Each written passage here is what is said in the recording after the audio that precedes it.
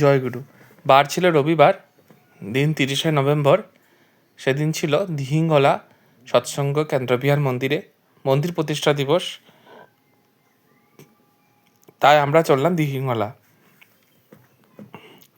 দিহিঙ্গলা ডিব্রুগড় থেকে যেতে মোটামুটি 1 ঘন্টা 30 মিনিট মতো সময় লেগে যায়, কারণ লাহোল দিয়ে যেতে হয়। লাহোল দিয়ে গিয়ে যেটা দুলিয়াজানের রাস্তা আছে সেদিকে যাওয়ার পরে রাইট হ্যান্ড সাইডে একটা রাস্তা থাকে, সেটা দিয়ে ঢুকে অনেক দূর যেতে হয়। এখান থেকে রাস্তাটা বেশি দূর না, হাইওয়েটা, কিন্তু তারপরে যেটা রাইট হ্যান্ডের রাস্তাটা দিয়ে ঢুকতে হবে সেটা অনেক দূর ডিস্টেন্স যেতে হবে। আর আমার পক্ষে ছিল জায়গাটা নতুন, আমি কোনোদিন যাইনি আগে, সেজন্য আমরা যেটা নিমন্ত্রণী পত্র দিয়েছিল মন্দির থেকে, সেখানে একটা স্ক্যানার ছিল, সেই স্ক্যানার স্ক্যান করলে গুগল ম্যাপে লোকেশানটা দেখিয়ে দেয়, একদম একজ্যাক্ট লোকেশান দেখিয়ে দেয়। সেই লোকেশন দেখে গেলেই মন্দিরে পৌঁছানো যায়। আর সেই লোকেশন দেখে আমরা আবার রিটার্ন হয়েছি। আর যেহেতু বললাম যে রাস্তার থেকে অনেক ভিতরে যেতে হয়, অনেক খানিকটা ডিস্টেন্স কভার করার পর গিয়ে আমরা মন্দিরে পৌঁছলাম। আর যখন যাচ্ছিলাম তখন মনে হচ্ছিলো যে আদৌ উৎসব হচ্ছে তো ভিতরে, না রং রাস্তায় এসে গেলাম। কারণ রাস্তার দুই পাশে শুধু পাথর, মনে হচ্ছিলো না যে ভিতরে গিয়ে যে মন্দির আছে বলে। আর কোনো মানুষ নেই, গাড়ি নেই, কিছু দেখা যাচ্ছিল না। কিন্তু যখন সেখানে গিয়ে উপস্থিত হলাম তখন দেখলাম যে খুব সুন্দর পরিবেশ। আর সেখানেও ঠাকুরকে নিয়ে সবাই এভাবে চর্চা করছে, ঠাকুরকে নিয়ে সবাই আনন্দে ফুর্তিতে ঠাকুরকে নিয়ে সবাই চলছে, সেটা দেখে আমার খুব ভালো লাগলো। তারপর গিয়ে দেখলাম খুব সুন্দরভাবে ওরা কেন্দ্র মন্দির স্থাপন করেছে সেখানে ওনারা। এই হচ্ছে মন্দিরের এন্ট্রান্স গেট। এখান থেকে প্রবেশ করার পর ঠাকুরের আসন বসানো আছে। তারপর আমরা গেলাম, গিয়ে প্রণাম করলাম। প্রণাম করার পর দেখেন কি সুন্দরভাবে ঠাকুরের আসনগুলোকে সাজানো হয়েছে, খুব সুন্দরভাবে, খুব পরিষ্কার পরিচ্ছন্নভাবে ওনারা মেনটেন করে রেখেছেন জায়গাটাকে। আর সেখানে 90% মানুষ ছিল নেপালি, 90%ই নেপালি। আর ওদের ভাষায়ও কথা বলছিল। ওদের মানুষেরাই ওখানে মেজরিটি ওনারাই বাস করে আশেপাশে। তাই ওনারা মিলেই এই মন্দিরের সব কাজ ওনারাই করেছে, যত প্যান্ডেল সব কিছু। সেখানে দীক্ষিত অদীক্ষিত মানুষেরা ইভেন্টরা এসে বলে সবাই নিজের মিলে করেছে, সবাই কন্ট্রিবিউশন করেই এই উৎসবটা করেছে সেদিন।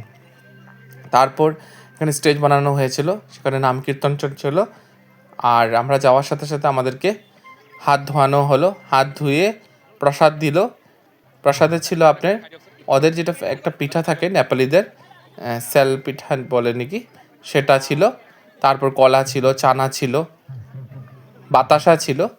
তারপর আমাদেরকে সবাই প্রসাদ গ্রহণ করলাম, করে সেখানে বসে আমরা কীর্তন দেখছিলাম, যে কীর্তন দেখছিলাম। সত্যি খুব ভালো লাগলো, এত আদর করলো আমাদেরকে, এত অতিথিকে ওরা খুব ভালোভাবে সুন্দরভাবে যেটা ওয়েলকাম করতে হয় সেভাবে আমাদেরকে করেছিল। আর আমার খুব ভালো লাগলো এইসব সব নতুন জায়গা আমার জন্য, আমি আগে কোনোদিন যাইনি। এই সব জায়গাতে গেলে বিভিন্ন জায়গার বিভিন্ন ধরনের মানুষের সাথে পরিচয় পাওয়া যায়, তাদের চলা বলা, কথা ব্যবহার সব শেখা যায়। আর সবচেয়ে বড় কথা, ঠাকুরকে ওনারা কীভাবে রেখেছে, আর ঠাকুরকে নিয়ে এত ভালোবাসা মানুষের, সত্যি ভাবলে অবাক লাগে যে আমরা ভাবি যে আমরাই নাকি ঠাকুরকে নিয়ে ব্যস্ত, না, অনেক গ্রামে গঞ্জের ভিতরে ঠাকুর পৌঁছে গেছে, ঠাকুর আছে, আর মানুষের মধ্যে সব কাম মিলিয়ে গেছে। এখানে কিছু আমি কীর্তনের ভিডিও ক্লিপস তুলে ধরলাম।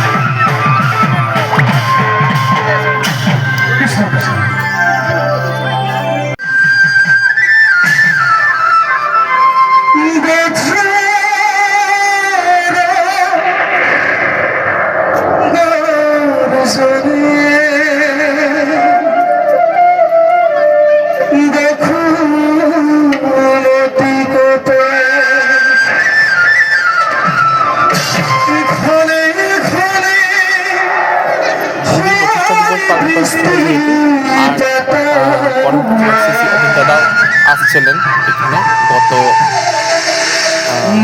লাস্ট ইয়ারে আসছিলেন মনে হয়, আমি ঠিক আসছিলেন উনি, গুরু ভাইদের সঙ্গে আমি আলোচনা করে জানতে পারলাম। আর এখানে প্রত্যেকজন মানুষেরাই ঠাকুরকে নিয়ে খুব ঠাকুরকে নিয়ে খুব সুন্দরভাবে খুব সুন্দরভাবে জীবনযাপন করছেন। তারপর অল্প এদিক সেদিক অল্প ঘোরাঘুরি করলাম, চারিদিকের পরিবেশটা দেখলাম। পরিবেশটা তো খুব সুন্দর, যেহেতু গ্রামের পরিবেশ, আমাদের সবসময় শহরে থাকা হয়, আমাদের জন্য খুবই ভালো ভালো লাগে। তারপর আমরা গেলাম আনন্দবাজার গ্রহণ করতে। যেহেতু টাইম হয়ে যাচ্ছিলো, আমাদের সন্তোষদাও ছিল সেখানে। সন্তোষদা আমাদেরকে খুব মানে খুব আদর টেক কেয়ার করলো, কেয়ারিং করে বলছে চলো প্রসাদ খেয়ে নেবে। তো আমরা গেলাম প্রসাদ খেতে। প্রসাদও ছিল সুস্বাদু প্রসাদ। প্রসাদে ছিল অন্ন, মিক্স ভেজ, পনির আর মিষ্টি কুমড়া ফ্রাই, আর তিল আর মূলা দিয়ে একটা চাটনি বানিয়েছিল।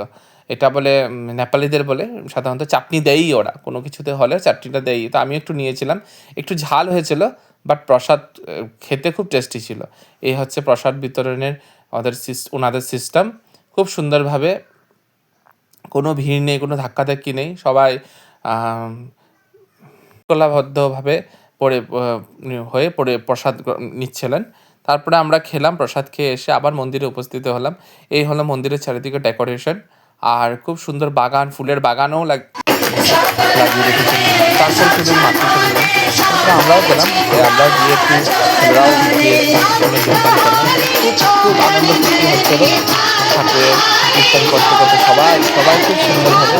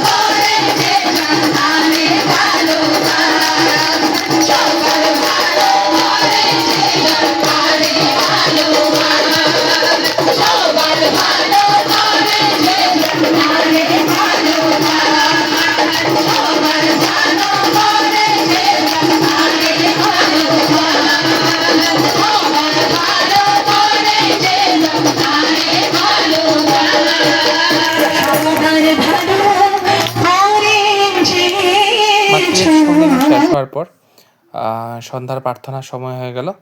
আমরা প্রার্থনা করেই চলে আসুন বলে ভেবেছিলাম।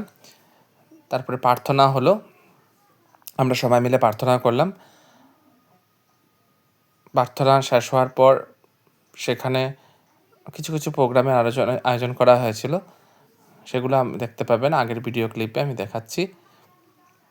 এ হচ্ছে আমাদের ডিব্রুগড়ের দাদারা। তারপর ছিল ওনাদের আলোকসজ্জার প্রোগ্রাম। রাত্রে দেখেন কি সুন্দর লাগছে, কি সুন্দর লাইটিং করেছে, আর সত্যি খুব সুন্দর লাগছিল দেখতে। তারপর সবাই মিলে ফিল্ডে একত্রিত হয়ে আকাশ বাতি জ্বলাচ্ছিল, আমিও গেলাম, আমিও জ্বালালাম। আর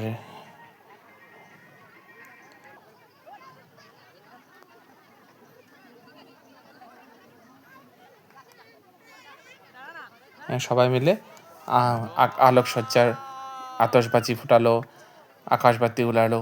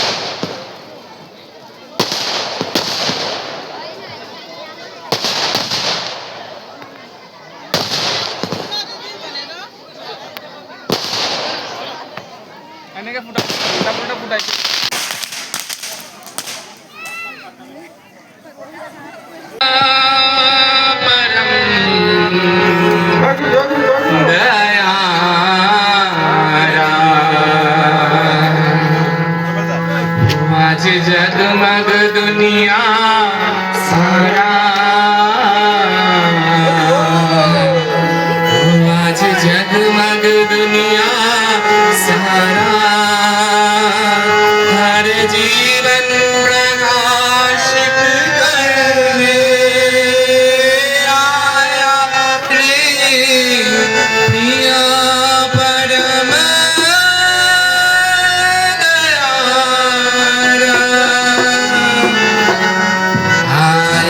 रे प्रिया परम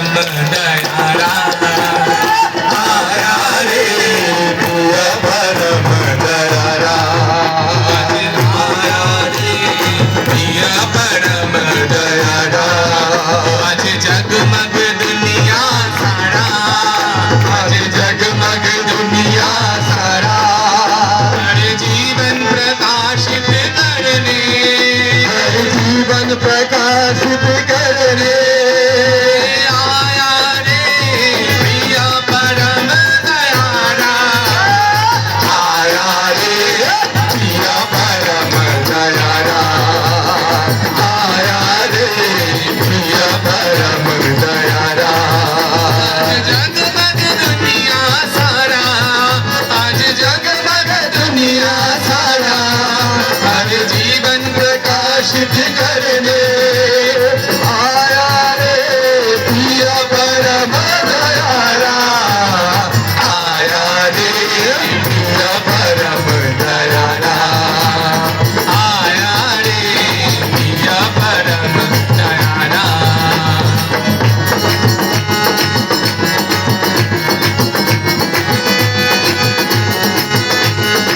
हर तड़के हर शोक मन को, जीवन के हर दोष दहन को, हर करके हर शोक मन को, जीवन के हर दोष दहन को, निश्चित निर्मल किया निरंतर, निश्चित निर्मल किया निरंतर, हृदय बिहारी ने तामस बिदारा, हृदय बिहारी ने तामस बिदारा, हृदय बिहारी ने तामस बिदारा, हृदय बिहारी ने तामस बिदारा, कण कण में बस जीवा जगत अवतारा, आया रे प्रिया परम दयारा, आया रे प्रिया परम दयारा। आज जगमग दुनिया सारा, हर जीवन प्रकाशित करने आया रे प्रिया परम दयारा, आया रे प्रिया परम दयारा, आया रे परम दयारा।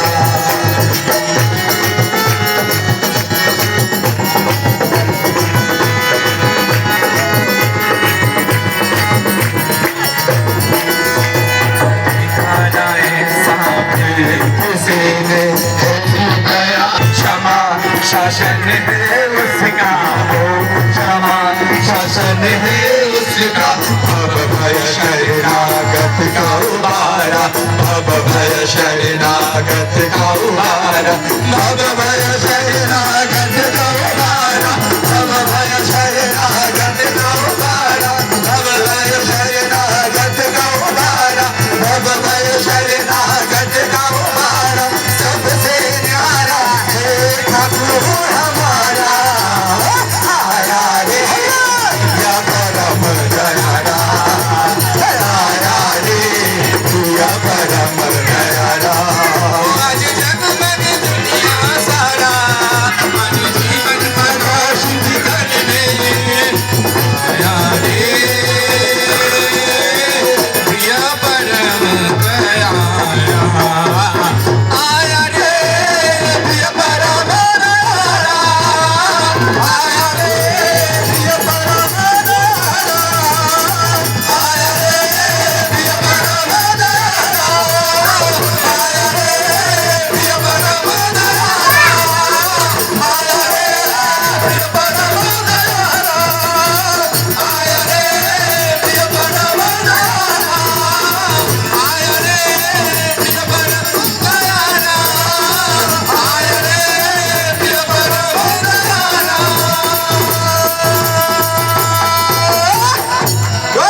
করে যাই